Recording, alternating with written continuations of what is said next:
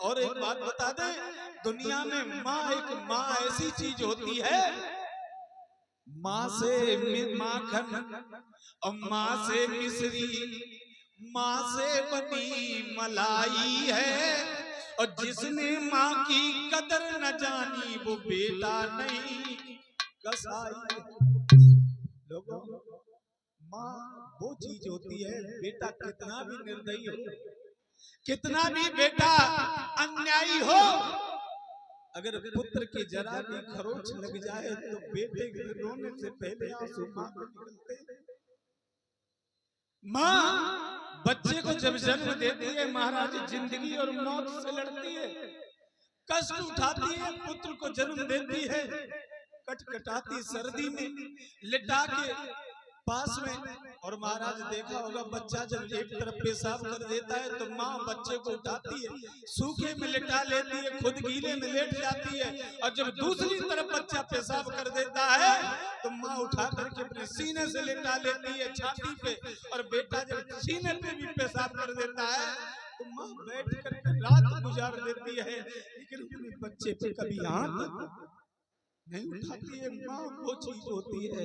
और जिसने अपनी माँ की कदर नहीं जानी वो दुनिया में ये न समझे कि मैं कोई पुत्र हूँ, क्योंकि जिनके जीते जी माँ की आंखों में आंसू आए, उन बेटों का जीना नरक के समान कहलाता है।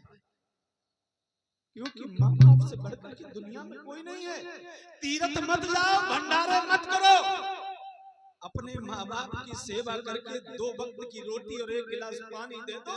सबसे बड़े तुम्हारे देवता तुम्हारे घर में हैं, जिन्होंने तुम्हें पाल करके, जन्म दे करके पाल के सयाना किया, ये सुंदर काया दी।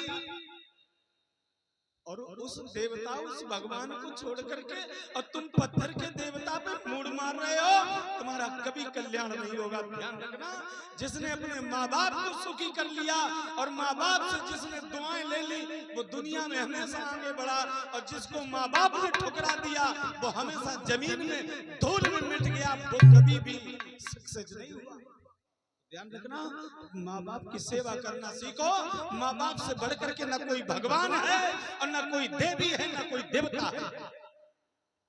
जिस माँ ने 9 महीना पेट में रख करके ये ढांचा हमें दिया, और उस माँ को कष्ट दे, उस माँ के आंसू आंखों में आंसू लाए, मेरी जिंदगी जिंदगी नहीं है, नरक है। नरक, नरक और स्वर्ग है क्या?